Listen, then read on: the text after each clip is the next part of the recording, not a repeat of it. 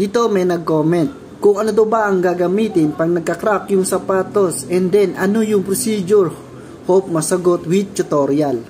Sa video ito ipapakita natin kung ano nga ba ang tamang paggamit ng sneaker crack solution sa sapatos na ng mga nagbibiyak o nagbibitak.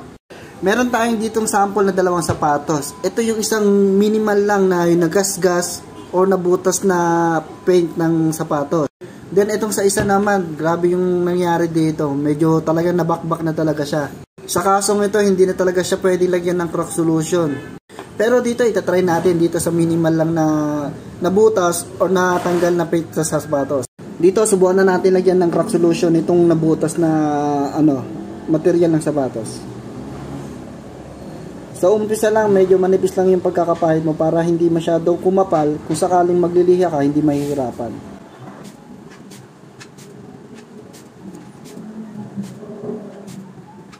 Yan, natakpan na natin, then hintayin na lang natin matuyo ng 24 hours o siguro mga kalahating araw para make sure na mas maganda na natuyo talaga ng maigi. At yun nga, natuyo na yung crack solution na ginagawa natin. Ngayon lilihain na natin siya ng 220 grip.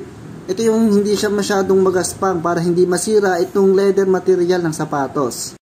Sa pagliliha, kailangan ito lang yung talagang tatamahan, yung crack solution na nilagay natin. Yan, pagkatapos mo siyang maliha, make sure na pantay na siya dito sa may leather part ng sapatos. After natin maliha, gagamitin na natin ng leather paint para matakpan itong crack solution na nilagyan natin. Sa pagpaint natin, huwag din masyadong makapal para hindi masyadong nagkakaroon ng hairline itong pipinturahan natin na sapatos na nilagyan ng crack solution.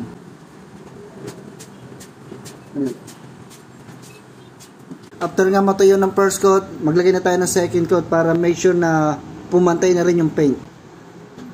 After matuyo ng leather paint na nilagay natin, nilagyan ko na rin siya ng finisher o matte para make sure na mas matibay yung nalagyan na leather paint. Kung may mga katanungan ka pa about sa mga sira sa sapatos, comment down below lang, sasagutin natin yan.